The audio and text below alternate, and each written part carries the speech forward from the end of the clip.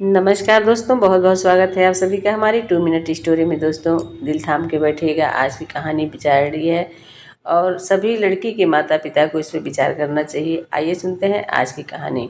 लोग कहते हैं कि बेटा वृद्धाश्रम में छोड़ दिया, बहू वृद्धाश्रम में छोड़ दी। कारण क्या होता है, आइए सब कुछ जानते हैं आज की कहानी में। लोगों को एक बहू की आवश्यकता होती है जो घर का काम काज कर सके, परिवार की अच्छे से देखभाल कर सके और समाज में परिवार की मान प्रतिष्ठा को बनाए रखे, न कि एक मूर्ति या कागज़ के फूल की जो सज धज के घर के एक कोने में शोभा बढ़ाती रहे। इसलिए सभी माता पिता को चाहिए कि अपनी लड़की के हित में निम्न छोटे छोटे कदम अवश्य उठाएं।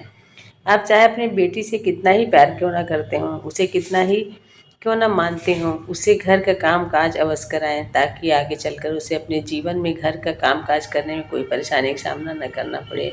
समय समय पर उसकी गलतियों पर भी उसे डांटें भी, जिससे ससुराल में कोई गलती हो जाए और बड़े बुजुर्ग उसे डांटें तो वह उसे सह सके। गलती पर डांटने पर उसे गलत न समझे और ना ही कोई गलत कदम उठाने की कोशिश करे। आपकी जिम्मेदारी अपनी बेटी को अपनी बेटी ही बनाए रखने की है, बल्कि अपनी बेटी को किसी दूसरे घर की अच्छी बहू बनाने की भी है। अगर आपने अपनी जिम्मेदारी ठीक तरह से नहीं निभाई तो बेटी में बहू के संस्कार नहीं डाले जा सकते। इसकी सज़ा बेटी को ही भुगतनी होती है। आप भी सज़ा के भागीदार बनेंगे और किसी की बेटी आपके भी घर आएगी और ज़िंदगी भर पछताएंगे। हर किसी को सुंदर, सुशील, संस्कारी और कामकाजी बहू चाहिए, लेकिन जब तक हम अपनी बेटियों में ऐसे संस्कार और गुण नहीं डालेंगे तो हमारे पास अच्छी बहू कैसे आएगी, क्योंकि हमारी बेटी किसी और के घर की बहू, किसी और के घर की बेटी हमारी बहू बनती है।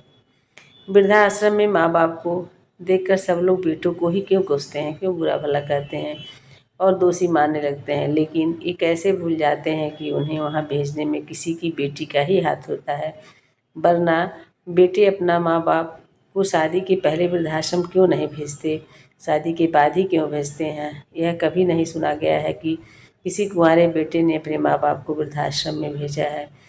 हर बेटी मेरी बेटे के कोई खिला हर बेटी बेटी है, किसी घर की बहू है, कोई खिलौना नहीं है।